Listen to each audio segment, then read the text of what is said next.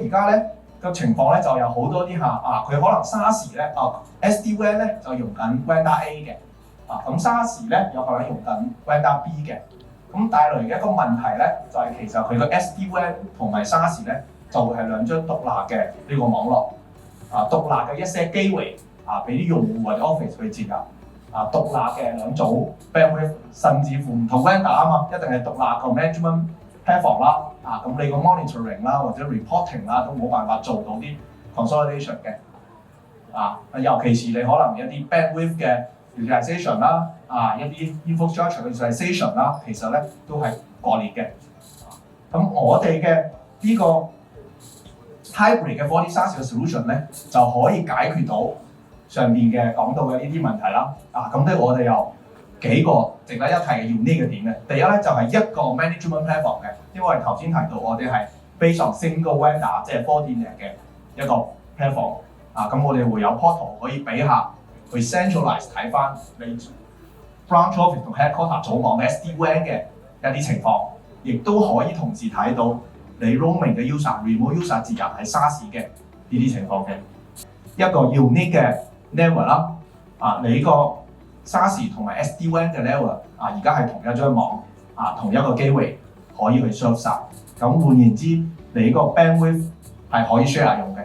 唔會出現你唔同 vendor， 你 SD-WAN 個網可能係已經爆晒，但係你個 SaaS 嗰度仲係好空閒嘅，但係你係 share 唔到，因為你真係兩組機會兩個 vendor 嘅 solution。咁我哋可以一些機會去做晒。咁最後，但係都係最重要嘅，就係合規性啦。因為我哋國內嘅呢套 private SaaS 啦，無論係網關 controller 都係本地部署嘅，亦都係 support by 我哋國內嘅呢個團隊嘅，咁係完全符合國內嘅呢個安全法啦。同埋頭先有提到一啲數據跨境嘅啲 compliance 咧，因為我哋數據全部本地化部署嘅，呢個係可以做到合規嘅。咁我都想了解下啦 ，4D SaaS 喺 protect 啲客戶 access AI 嘅時候咧，有啲乜嘢特別嘅措施去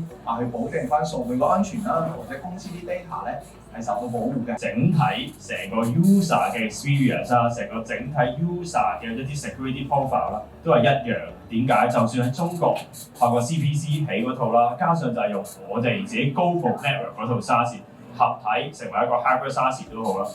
其實我哋背底裏咧都係同一個 OS、同一個 agent， 所以同一套 security policy。咁呢個好重要。咁無論 user 喺中國又好、香港又好、日本都好，突然間想同譬如